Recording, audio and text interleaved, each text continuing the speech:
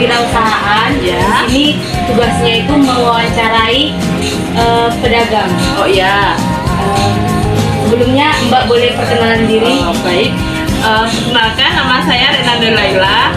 Saya pedagang SOY di Bundaran Serayu Taman Madiun. Umur saya 33 tahun. Alamat saya Jalan Tapasari, Manisrejo, Kota Madiun. Oke.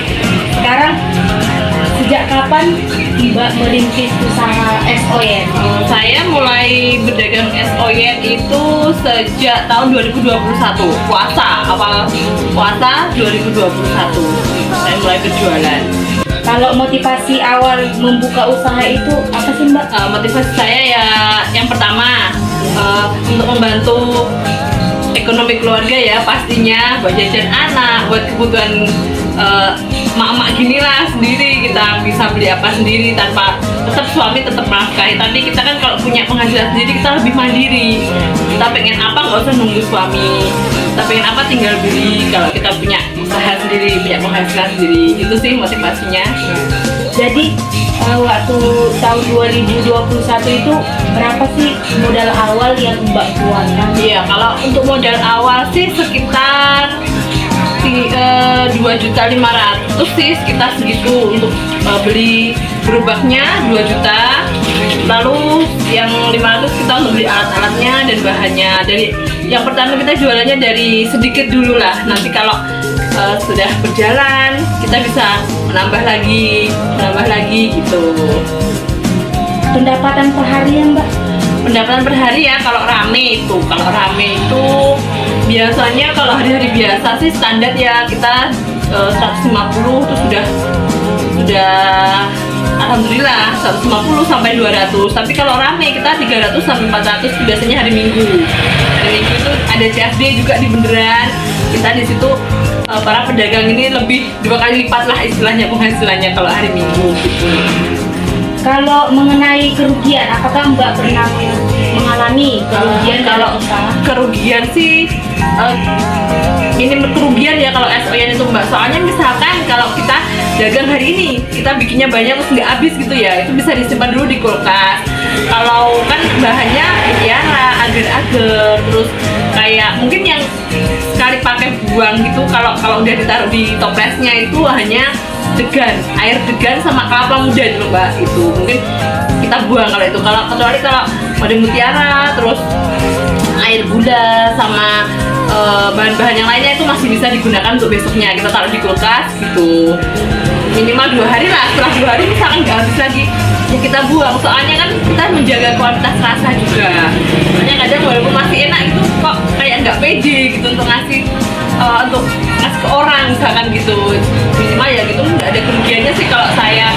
Apalagi mungkin kalau resikonya itu pas waktu musim hujan. Waktu musim hujan gitu ya agak sepi ya, karena cuaca juga dingin. Terus cuacanya gimana ya, orang kan mau beli es juga mikir dulu kan, adanya dingin masa minum es gitu ya sih gitu. Mengenai target pasar, Mbak itu jualan ada khusus atau untuk semua kalangan sih sebenarnya, tapi kan biasanya yang suka ini kan es khas dari Bandung ya, jadi untuk favoritnya mungkin lebih ke kalangan dewasa, ke orang tua lah misalnya. Kalau untuk remaja, untuk anak sekolah itu hanya beberapa, jarang lah gitu, tapi tetap mereka ada yang suka, ada yang langganan, tapi cuma beberapa. Kebanyakan yang udah orang tua lah gitu aja, kebanyakan sudah suka orang tua. Lalu nih Mbak, untuk kendala yang sering dihadapi Mbak itu apa sih? Kalau kendalanya kita nggak ada ya. Kalau untuk jualan saya itu ya seperti saya bilang tadi, minim resiko ya. Jadi kalau kendalanya mungkin ya pas musim hujan tadi aja gitu. Jadi penjualan targetnya itu menurun kalau nggak ada kendala sebenarnya, tapi ya menurun. Misalkan kita sehari biasanya dapatnya 100, 150, itu kalau musim hujan ya agak ada penurunan sedikit gitu. Jadi Mbak, apa sih motivasi Mbak untuk saya yang mahasiswa ini berdagang? Kebetulan saya itu juga alumni PGRI Madiun, jurusan matematika saya. Tapi memang saya kalau orangnya malas mikir, maksudnya kita nggak mau, saya orangnya nggak bisa disuruh-suruh, nggak bisa gimana ya, malas lah gitu aja. Malas dalam artian bukan malas kerja ya, malas kalau kita ikut instansi, setelahnya kita nanti jadi bahan dulu, pengennya langsung enak aja gitu.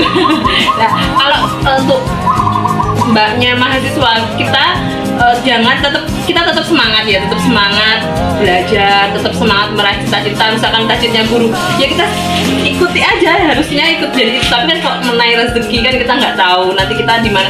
Yang penting kalau saya sebagai pedagang ini motivasinya tadi, kita sebagai wanita itu kalau memang nggak pengen kerja yang terikat gitu ya, kita harus memulai usaha sendiri.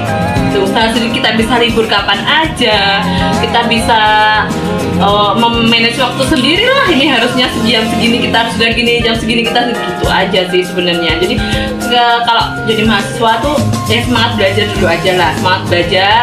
Tapi kalau punya jiwa wirausaha nggak ada salahnya gitu. Jadi nanti kalau misalkan udah kerja di instansi, punya usaha lain kan lebih banyak penghasilannya gitu.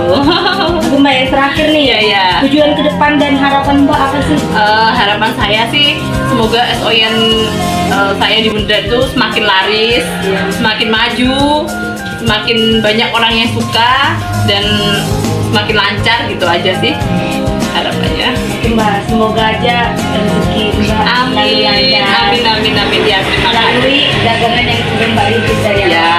Oke Mbak, Terima begitu kasih. aja pertanyaannya. Terima kasih ya Mbak. Ya, sama-sama. Semoga adiknya juga bisa sukses kuliahnya, lancar kuliahnya, bisa sampai lulus, bisa tercapai cita-citanya. Amin. Terima kasih Mbak. Ya, sama-sama.